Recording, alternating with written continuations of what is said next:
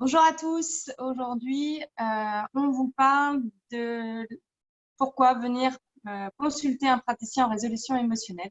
On vous dit depuis quelques semaines que la résolution émotionnelle est une capacité naturelle, organique qu'on possède à l'intérieur de soi. Aujourd'hui, on vous explique pourquoi parfois il est intéressant d'aller voir un praticien qui connaît la résolution émotionnelle et qui sait comment faire pour activer cette capacité pour vous. On vous donne un aperçu en image avec Natacha et Sophie. Voilà, Natacha, je crois que tu avais besoin d'un coup de main. Oui, bonjour tout le monde. En fait, moi, ça fait un petit moment, j'ai un problème, je ne me sens pas écoutée en règle générale. Et puis, bon, j'ai essayé toute seule, mais là, je n'arrive pas trop. Alors, j'aimerais bien faire appel à Sophie pour qu'elle m'aide. Bonjour Natacha. Bonjour Sophie. Alors, qu'est-ce qui t'amène? Ouais, alors, comme je disais, moi, c'est souvent, je ne me sens pas écoutée. Le pire, c'est dans mon couple, quoi. Il y a des moments vraiment. Et justement, est-ce que tu as une situation précise, récente, Ah représentative oui. de ça? Ah oui, ça arrive tout le temps. Alors, tu vois, par exemple, ce matin. Ok. Oui, Ça serait ce matin. possible que tu me racontes, enfin que tu racontes cette situation au présent avec un maximum de détails? Ah oui, alors. En fait, ce matin, je suis encore dans mon lit et puis il y a quelqu'un qui sonne à la porte. Ça sonne, je me dis merde, c'est quoi? Confinement, il n'y a personne qui doit venir normalement et puis ça Ça ressonne. fait quoi dans ton corps là? Ah bah déjà, rien qu'ici, ça me… Ok, quoi d'autre? au ventre, Ok, quoi d'autre? derrière la nuque. Laisse évoluer tout ça. Laisse faire. Signale-moi tous les changements. Au fur et à mesure qu'ils apparaissent, laisse faire. C'est un peu plus doux dans le ventre. Ok, laisse faire. Quoi d'autre? C'est comment ailleurs? Dans la nuque, ça coince, ça bloque. Laisse faire. Ailleurs, c'est comment? Ça coince dans la nuque. Et ailleurs, c'est tranquille? Oh ouais, ça va. Ailleurs, ça va. Juste un peu le pied droit. Ok. Et le pied gauche, c'est comment? Ça va. Ok. Il reste quoi là? Il y a un peu la nuque, mais c'est mieux. Ok. Le mur derrière toi est quelle couleur? Blanc. Ok. T'as quoi au mur? Ah, il y a un calendrier que j'adore. Ok. C'est comment dans ton corps là? C'est calme. C'est tranquille? Ouais. Bon, c'est tout tranquille partout. Tu peux réouvrir les yeux. Ok. Ça va? Ouais, ça va. Ouais, on peut continuer? Oui. Alors, Comment tu te sens? là, ça va. Bon, je crois que pour laisser un peu de temps pour le reste, on va s'arrêter là, mais normalement, on va un tout petit peu plus loin pour vérifier. Ça Ok, vous va? merci beaucoup, Sophie. C'est cool. Je te dirai si ça a marché. Ça marche. Natacha, pourquoi tu as demandé de l'aide? Pourquoi tu as fait appel à un praticien? En fait, moi, ce que j'aime bien, même que je sois moi-même praticienne, c'est réel, hein, j'aime bien de temps en temps faire appel à une collègue quand je coince, parce que quand on est seul face à sa difficulté, il y a des fois, on n'est pas, on n'arrive pas à voir à quel moment rentrer dans les résignations. Ou, voilà, il peut y avoir différents bugs quand on est seul et d'être en confiance avec quelqu'un, ça aide. Je ne sais pas comment vous vivez ça. Comment vous avez découvert la résolution émotionnelle d'une façon générale? Comment vous en êtes venu à la résolution émotionnelle? Alors moi, je peux dire, j'ai cherché d'abord pour mes clients, en fait. Je pensais, je faisais de la réflexo et puis j'ai cherché une méthode pour aider mes clients qui étaient en débordement émotionnel. Et j'ai trouvé sur Internet. Et puis, c'est seulement en faisant pour les autres que j'ai vu que pour moi, c'était génial aussi. Donc, voilà, moi, je suis tombée dedans comme ça. Moi, par hasard. Moi, grâce à Facebook et un baptême de parapente qui m'a valu une sacrée frousse. Et du coup, cette peur du vide, être accompagnée par un praticien m'a permis vraiment de la résoudre, quoi. j'ai plus peur du vide grâce à la résolution émotionnelle, mais en étant accompagnée. Je n'ai pas pu le faire moi-même. Je pense, trop d'émotions, trop envahies par les sensations qui étaient présentes. Et peut-être je me laissais certainement aussi envahir par l'émotion. Et l'envahissement de cette émotion ne me permettait pas d'aller simplement regarder ce qui se passait dans mon corps, les sensations physiques. J'étais tout là-haut, embarquée dans des trucs. Ah là là, j'ai peur, j'ai la trouille, je vais tomber. Et du coup, c'est impossible de pratiquer dans ces conditions-là. Trop envahi par l'émotionnel qui empêche d'aller voir les sensations physiques du corps comme on doit le faire en régulation émotionnelle. Je pense que c'est tout l'intérêt d'un praticien, justement, c'est de pouvoir apporter cette sécurité-là quand justement on est dans des sensations qui sont trop impressionnantes ou des émotions qui sont trop fortes. Des fois, ça peut être compliqué tout seul de faire cette introspection, j'aime pas trop ce mot, mais de se dire je vais m'y attaquer tout seul, quoi. Des fois, ça peut être simplement sécuritaire de se savoir accompagner, de savoir qu'on a un praticien, un professionnel qui peut nous driver un petit peu dans ce processus-là, même si on le connaît déjà. Il y a plein de choses qu'on arrive à faire tout seul, et puis des fois, il y a certaines situations où on va se retrouver un peu plus en difficulté. En fait, le praticien, il sait où il va. Il garde son cap comme ça, et la personne, elle est là avec nous. Et nous, on a totalement confiance. On sait qu'on va atteindre le but qu'on a. On veut que cette personne, elle passe par ce chemin-là pour qu'à la fin du rendez-vous, elle soit régulée et qu'elle aille mieux. Donc, c'est à ça qu'il sert le praticien. Généralement, les personnes qui viennent me voir, c'est aussi parce que intellectuellement, elles ont compris.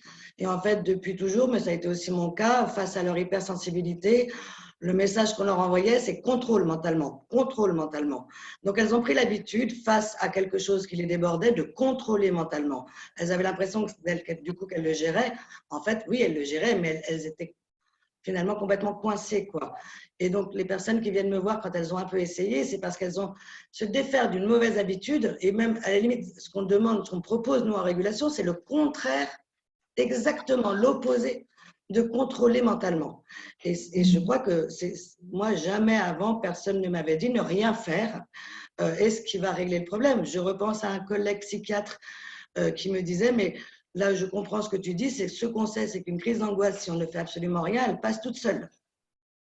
Et l'autre élément, c'est que moi, si je suis arrivée à la régulation, c'est que pour avoir accompagné des gens pendant des années et des années, les meilleures séances que j'ai faites, en tout cas les plus utiles, c'est celles où la personne se mettait à raconter quelque chose, qu'elle commençait à se sentir complètement débordée émotionnellement, et que moi, à ce moment-là, ce que je faisais, c'était absolument rien. Je fermais ma gueule. Je lui donnais même pas un mouchoir. Je la laissais et je l'accompagnais. J'étais juste à côté d'elle à ces moments-là. Et c'est ces séances-là qui faisaient que quelque chose se modifiait profondément. Donc, je pense que parfois, quand on a été trop habitué à contrôler mentalement, on n'arrive même pas à voir qu'on est en perturbation émotionnelle. Et un praticien peut aider à ne pas remonter dans le mental, rester ces 30-40 secondes jusqu'à ce que la capacité aille jusqu'au bout et résolve l'émotion perturbée. C'est ça. En fait, ça doit être une capacité naturelle et simple. Hein, on dit que c'est simple et complètement naturel, mais comme le processus de digestion, digérer, c'est quelque chose de naturel, n'empêche que si on nous apprend à bien ou mieux manger, on va bien ou mieux digérer. Et la régulation émotionnelle, on va permettre aux gens de mieux utiliser cette capacité naturelle à réguler. Et en fait, parfois, il y a des bugs. C'est-à-dire que d'un côté, c'est simple et d'un autre côté, il peut y avoir certains bugs. Et si la personne elle rentre dans les bugs, au final, ça n'aboutit pas. Donc, nous, on est là pour être un pilier solide qui aide la personne à laisser faire ce qu'elle ressent, laisser faire ses sensations physiques qui parfois ne sont pas agréables. Donc, justement, ce n'est pas si simple de les laisser faire. Et nous, on est là justement pour l'aider à laisser faire ses sensations et que ça puisse aboutir à ce que ça régule. On a perdu Annelise. Magnifique. Magnifique. Mais je pense que ce qui est important, parce que c'est une capacité naturelle peut-être, mais comme plein de capacités naturelles qu'on a à l'intérieur de nous, en fait, elles ne sont pas identifiées. Quand on apprend à faire de la régulation émotionnelle même si on ne veut pas appeler ça une méthode, mais moi je pense quand même qu'on apprend, c'est-à-dire qu'on sait que ça se fait tout seul, mais en même temps on ne sait pas que ça se fait tout seul, donc on ne sait pas que ça se fait tout seul. Donc en fait, c'est comme l'hypnose. Donc l'hypnose, ben, on dit qu'on se met en auto-hypnose toutes les 90 minutes, enfin en fonction des gens, mais on se met en auto-hypnose toutes les 90 minutes, mais en même temps, la personne lambda ne sait pas qu'elle se met en auto-hypnose toutes les 90 minutes. Donc ben, ça peut être intéressant, enfin ça peut être complémentaire et intéressant d'aller voir un praticien, par exemple, pour apprendre une méthode pour pouvoir volontairement se mettre en auto-hypnose, même si c'est une capacité naturelle qu'on développe toute la journée. La régulation émotionnelle, on le fait toute la journée, tout le temps, parce que notre corps le fait tout le temps, il régule tout le temps nos émotions. Et puis, quand il y a une émotion qui est coincée, ça peut être intéressant d'apprendre une méthode, je l'emploie avec des guillemets volontaires, mais pour se dire, quand je réactive moi volontairement cette capacité naturelle, c'est-à-dire pas celle qui fonctionne automatiquement toute la journée, celle que je vais volontairement réactiver, eh ben, j'ai une procédure sécurisée pour la mettre en route, quoi. Apprendre à laisser faire, le praticien, il est aussi là pour… C'est laisser faire, ok, mais est-ce que les gens savent faire laisser faire? On peut apprendre à laisser faire. Et c'est ça, c'est toutes les méthodes à apprendre, c'est ça, c'est comment laisser faire, comment permettre à cette procédure de la faire aboutir quand on veut volontairement résilier quelque chose, quoi. Oui, le praticien, il va être en fait le gardien, je dirais le gardien de la bonne conduite du processus, d'accord? Voilà, nous, on connaît par cœur, on sait là où ça peut être empêché, d'accord? Donc, à la limite, des fois, on va juste quitter la personne pour ne pas qu'elle empêche, hein, qu'elle puisse aller vraiment jusqu'au bout avec ça, et on va aussi lui enseigner les choses dont elle aura besoin pour progresser elle-même avec ce processus. Ouais, et je pense que les gens sont parfois un peu surpris parce qu'ils sont convaincus qu'ils vont aller voir quelqu'un et qu'ils vont devoir raconter un peu leur vie, leur intimité, et ils s'aperçoivent que nous, vraiment, ça ne nous intéresse pas. L'intimité, on va la respecter. On va juste avoir besoin d'une situation précise.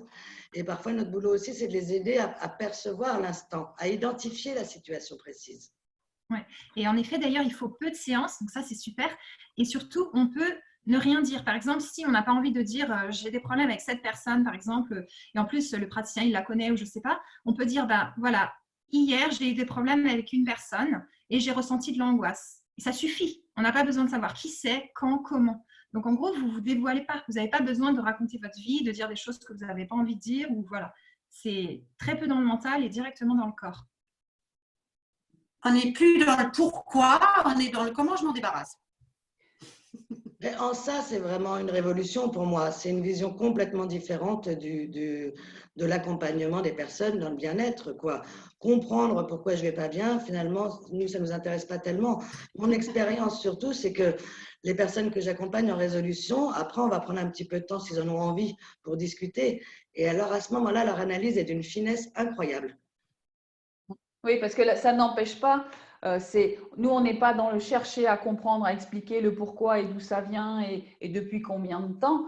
Mais une fois que la personne a régulé ses perturbations émotionnelles et ce qui lui empoisonne la vie, ça n'empêche pas de faire ce travail, hein, aussi que je fais aussi notamment en sexo, où on cherche à comprendre le pourquoi. On est des êtres humains. Souvent, on cherche toujours à comprendre pourquoi. Très, très, très, très souvent. Donc, ça n'empêche pas après. Et effectivement, comme le dit Mélisse, comme tu le dis si bien, c'est que c'est beaucoup plus clair après avoir pratiqué la régulation émotionnelle. Et ce qui est génial aussi, c'est qu'il y a un avant et un après. Le avant, c'est par exemple la personne, elle est en larmes ou elle est hyper énervée et tout. On fait la régule et ensuite, soit ça la fait rire, soit elle dit « Ah ben en fait, c'est pas si grave, je vais faire comme si… » Enfin, il y a tout qui a changé dans sa tête en l'espace de quelques minutes. Ou alors elle dit, en fait, c'est très grave et il faut que j'agisse. Ça ne va pas lui couper son émotion. C'est quelqu'un qui réagit sur le collectif là-dessus avec cette peur-là. Il faut vraiment qu'on la scène, ça, et qu'on la scène. Ça libère l'émotion. Ça ne la contient pas. Tout ce qu'on nous a appris jusqu'à présent, c'était à contrôler l'émotion. La résolution la libère et lui redonne sa fonction de protection, encore une fois. Oui, c'est une clarification. Oui, on ne lobotomise pas la personne. Elle n'a pas plus d'émotions, elle a juste, ses émotions sont remises à un juste niveau qui lui permettent de les vivre beaucoup plus sereinement. Pas forcément de manière agréable, parce qu'il y a aussi des émotions qui sont pas très sympas, on va dire, mais au moins on peut les vivre sans être complètement envahi, perturbé, déjanté. Moi, je trouve que ça réaligne. C'est-à-dire que ça réaxe en fait, ça redevient cohérent. Et le avant-après que disait Annelise, en fait, quand les personnes abordent éventuellement le problème qu'Elisa a amené après, ils sont beaucoup plus lucides, ils sont beaucoup plus alignés pour pouvoir en parler. Parce qu'avant, en fait, les gens, c'est comme s'ils étaient tordus, quoi. Et parce qu'ils sont focalisés sur ce truc-là.